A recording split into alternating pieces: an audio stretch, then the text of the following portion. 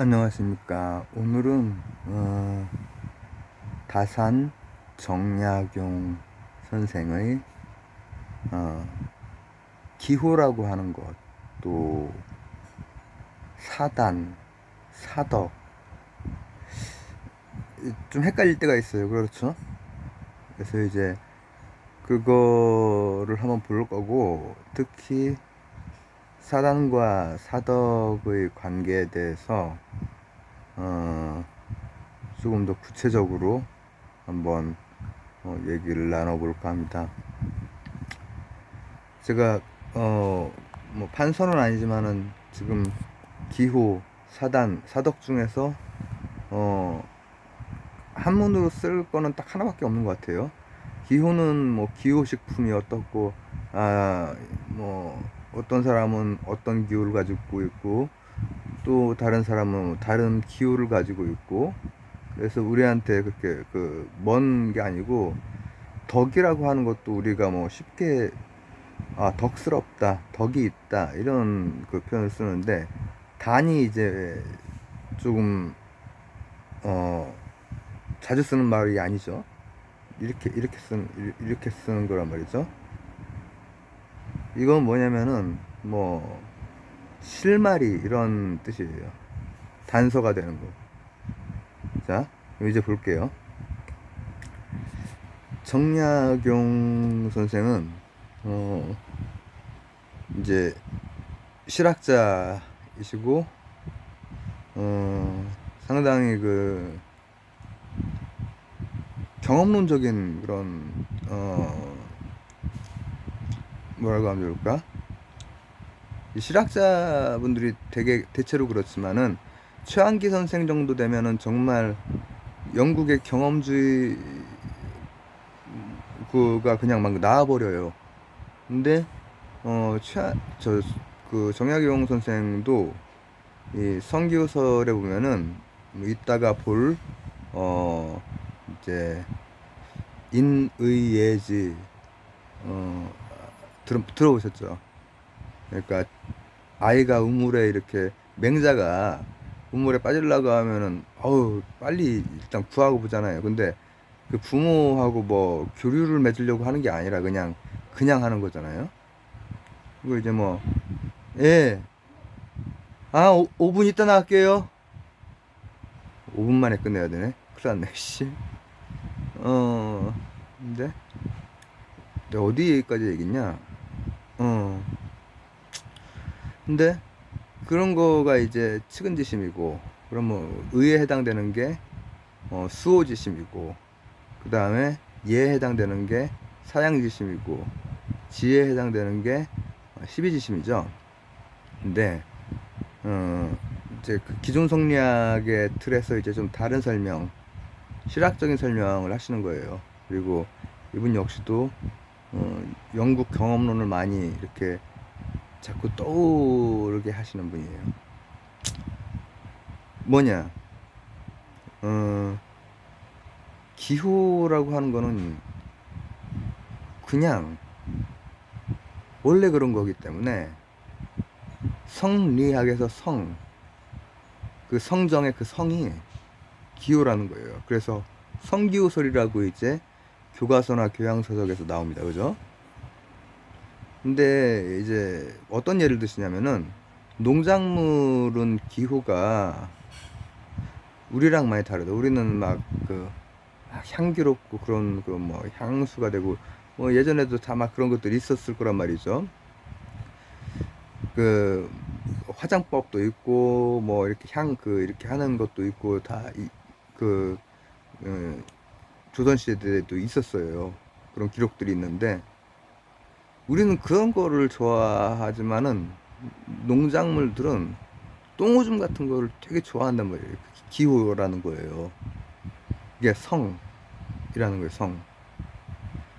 그래서 성리학에서의 그 성이, 인간의 경우에는 착한 걸 좋아하고 안 착한 거를 싫어한다는, 선을 좋아하고 불선을 싫어한다는, 이게 그 바로 그 기호라는 거예요, 기호.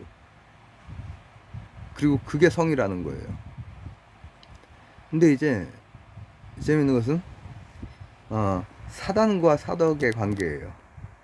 사단과 사덕의 관계에 대해서 뭐 한자 운영권에서 계속해서 엄청나게 많은 논쟁이 있었지만은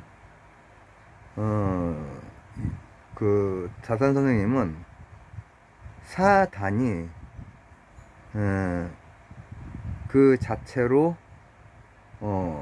이미 다 됐네 이렇게 보는 거에 대해서 엄청 경계를 하세요. 그래서 실제로 실천을 해야 된다.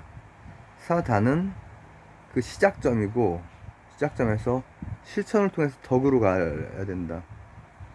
난 사단이 있으니까 일단 끝난 거야. 이니에즈가 다 있어. 근데 웃기는 소리 하지 말라 이거지. 덕으로 가기 위해서는 계속된 실전이 필요하다라는 거예요. 아리스토텔레스도 생각나고, 그리고 뭐 성기호설 같은 것, 착한 걸 좋아하고, 그리고 착하지 않은 걸 싫어하고, 이거는 마치 흉을 떠올리게 하죠. 근데 이게 실마리일 뿐이지 덕은 아니라는 거예요.